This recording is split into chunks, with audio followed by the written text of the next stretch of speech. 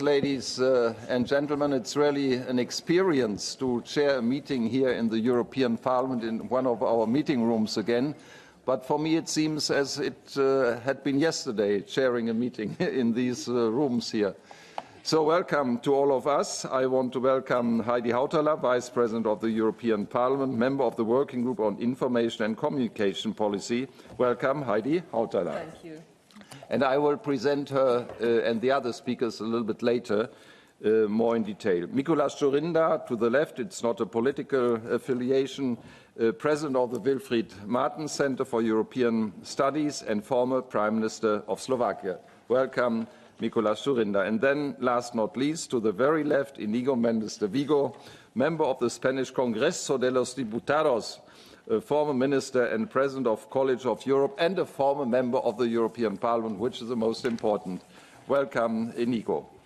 After having listened to our speakers, Monsieur Etienne Bassot, the director of the Members' Research Service, European Parliament Research Service, will present a website recently launched by President Antonio Tajani on What Europe Does for Me, a groundbreaking new multilingual interactive website to help us all to answer that question. Today, we invited not only former and current MEPs, but also political groups and relevant directorates general in the EP. I hope they will still arrive. I don't see any British member. Yes, Michael is here, and the other British might hopefully come. You speak for all the British. That's very good. Finally, I want to warmly welcome the numerous students from the KU, I hope this is the right pronunciation, Leuven and Université Catholique de Louvain. Their participation proves the importance of this seminar's topic for future generations. I think this is an applause word that we have our young Europeans here. Interpretation for today's meeting is available in English, French, German, Italian, and Spanish. Dear ladies and gentlemen, this year we decided to focus our annual seminar on how can former MEPs and European citizens help rekindle the enthusiasm for the European construction based on the European ideal. So, as 2018 draws to a close, the EU finds itself confronted with two major challenges that will have an enormous impact on the future political course and on European societies in general. The Brexit or Brexit negotiations and the May 2019 European elections. I believe the time is now ripe to answer the questions of what the future of Europe looks like and what role the European Union should play. And it's not the same European Union and Europe, as you all know. We undoubtedly need to reaffirm that we are proud of what we have achieved so far with courage and determination. And I welcome President Pat Cox as well, so he is always present during these days. Pat, it's good to have your support. One feels safer when you are there. So this is also the time to recall and reaffirm the shared values which are the underlying foundation and the reason for over 60 years of stability and peace in those countries of Europe which are part of the European integration process. And we know there are other parts of Europe where there was war on the Balkans or there is a similar situation in Ukraine. So we always have to make this distinction between Europe and the European Union. We are bound together by the respect for human dignity and human rights, freedom, democracy and the rule of law. We are all equal and the principles of solidarity and subsidiarity should guide us. But how can we restore dialogue with European citizens, regain their trust and support?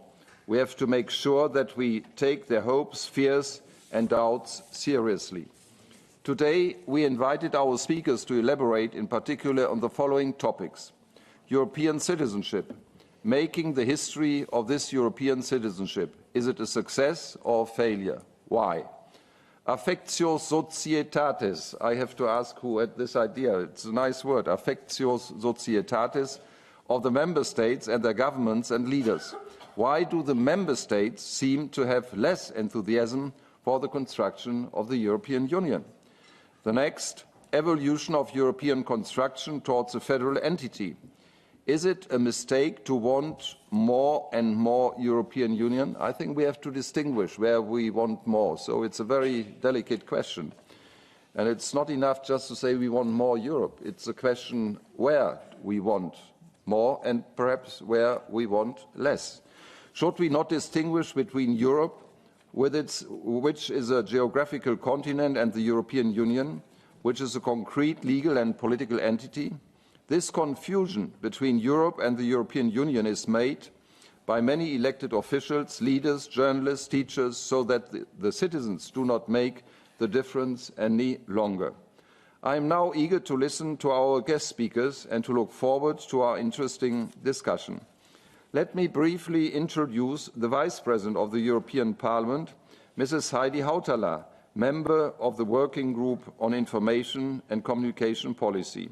Heidi Hautala will have to leave at 11 o'clock to participate in the plenary session, but will accept a few questions from the floor before she leaves.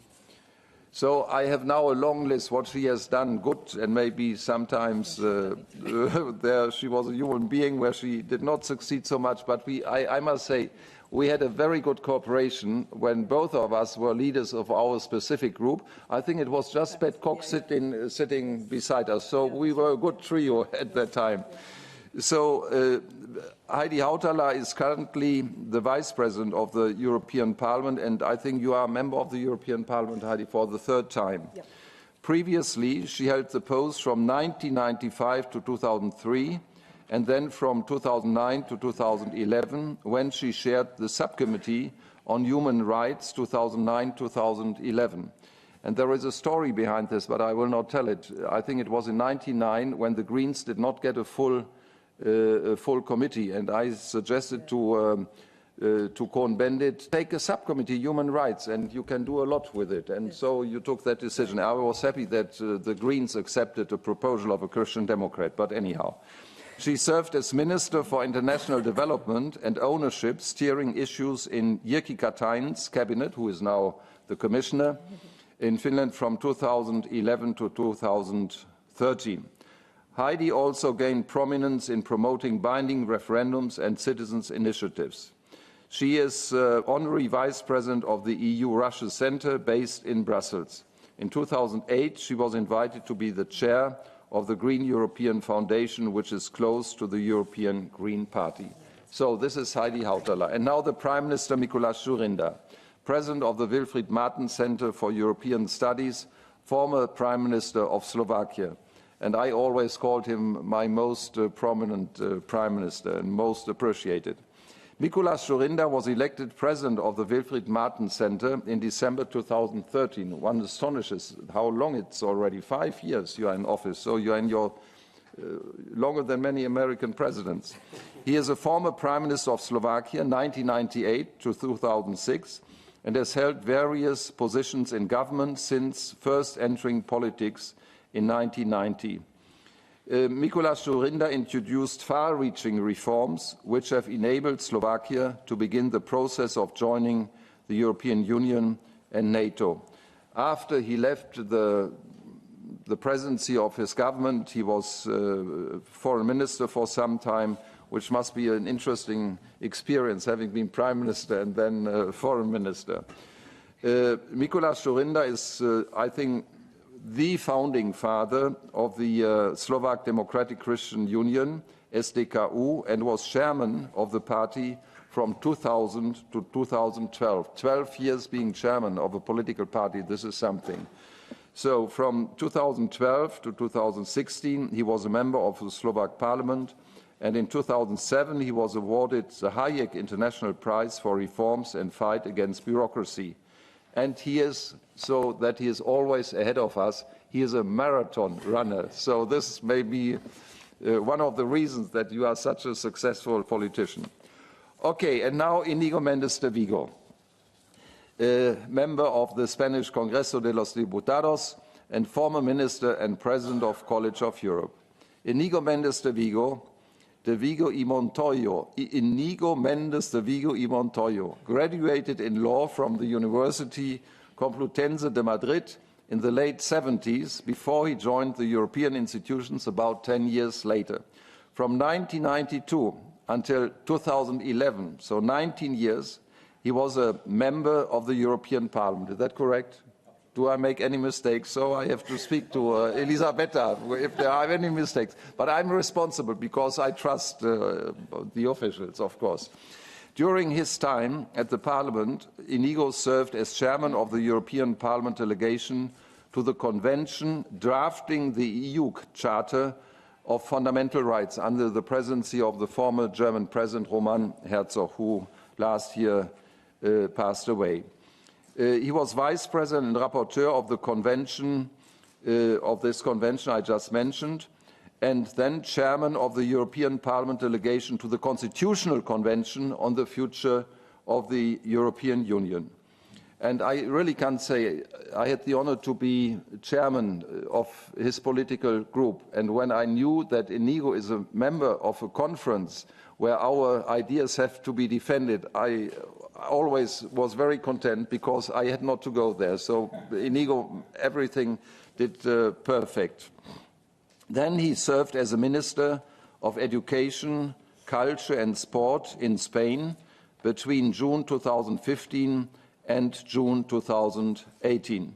Currently, he's the President of the Commission of Education and Professional Skills in the Spanish Parliament. So, ladies and gentlemen, dear colleagues, you see we have very, very prominent speakers, and I should stop here now and give the floor to the Vice President of the European Parliament, Heidi Hautala.